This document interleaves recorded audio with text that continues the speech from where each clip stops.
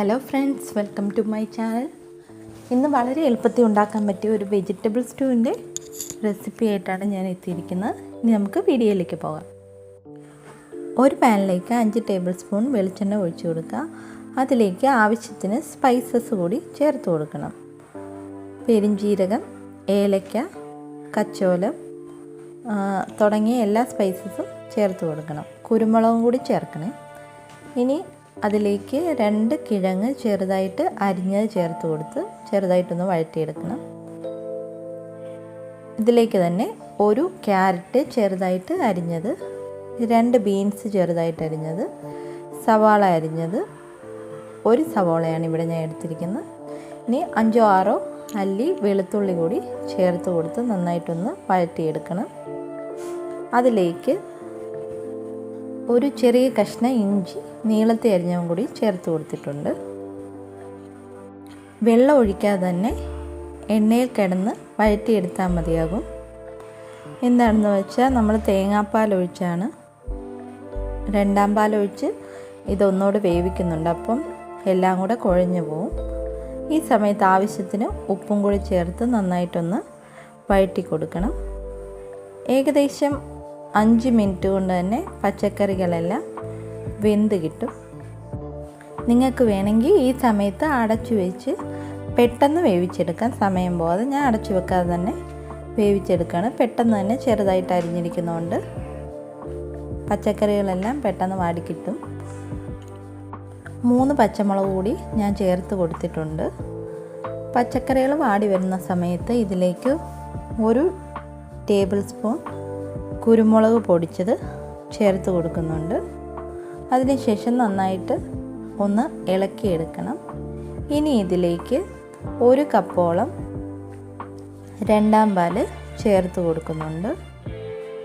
ആ 2ാം പാൽ കിടന്ന് വേണം ബാക്കി പച്ചക്കറി നന്നായിട്ട് വെന്ത് കിട്ടാൻ.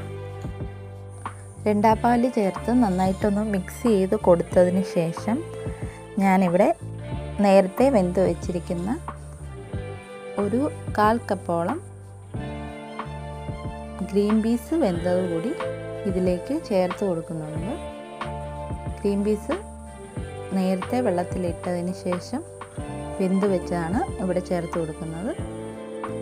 ഗ്രീൻ പീസും ചേർത്തതിന് ശേഷം നന്നായിട്ട് ആ തേങ്ങാപ്പാലിലേക്കൊന്ന് മിക്സ് ചെയ്ത് കൊടുക്കണം.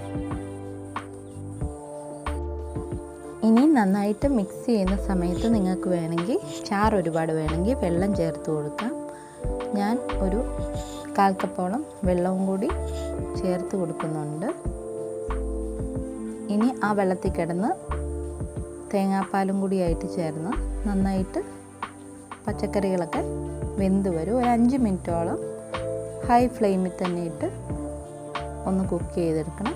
ഇനി അതിലേക്ക് 1 കപ്പ് കട്ടിയുള്ള 1ാം പാൽ ചേർത്ത് കൊടുക്കുന്നുണ്ട്.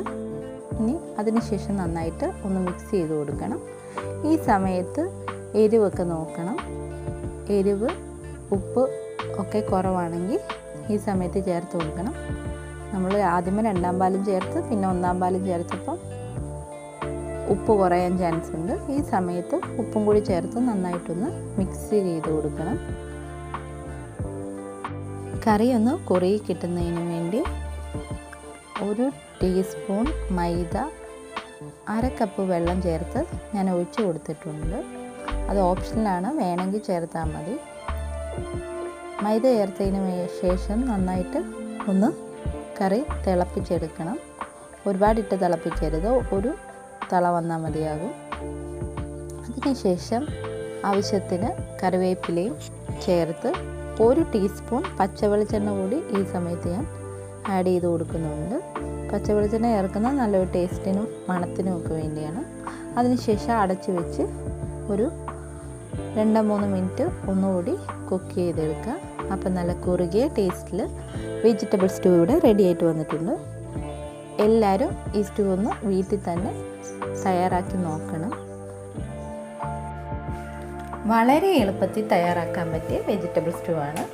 അപ്പോൾ ഇന്ന് തന്നെ എല്ലാവരും വീട്ടിൽ ട്രൈ ചെയ്ത് നോക്കുക. ആദ്യമായിട്ട് ചാനൽ കാണുന്നവരുണ്ടെങ്കിൽ ഒന്ന് ചാനൽ സബ്സ്ക്രൈബ് ചെയ്യുക. ഇഷ്ടപ്പെട്ടെങ്കിൽ ലൈക്ക് ചെയ്യുക, കമൻറ്റ് ചെയ്യുക. അപ്പോൾ പുതിയ പുതിയ വീഡിയോസുമായിട്ട് ഇനിയും നമുക്ക് കാണാം.